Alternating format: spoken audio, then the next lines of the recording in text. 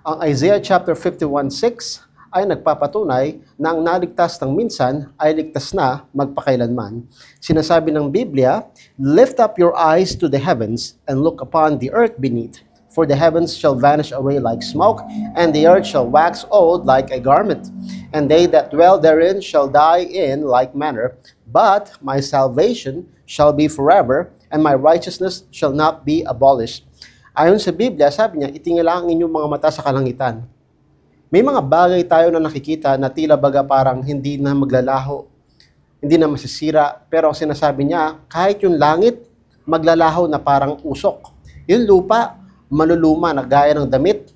At sabi niya, ang mga nakatira dito ay mamamatay rin sa ganyong paraan.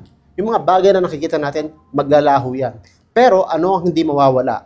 Ang kaligtasan ng Diyos ay magpakailanman, sinasabi niya dito. Ibig sabihin ng kanyang kaligtasan, hindi siya gaya ng langit, nawawala. Ang iyong kaligtasan ay hindi mawawala. Sabi niya, ang kanyang kaligtasan ay magpakailanman. Forever, walang katapusan. Pag ito'y natanggap mo, sa iyo na ito at hindi na ito pwedeng mawala sa iyo. At ang sinasabi niya dito, ang damit, ang lupa ay gaya ng damit na naluluma, pero ang ating kaligtasan, hindi siya naluluma, hindi siya nasisira.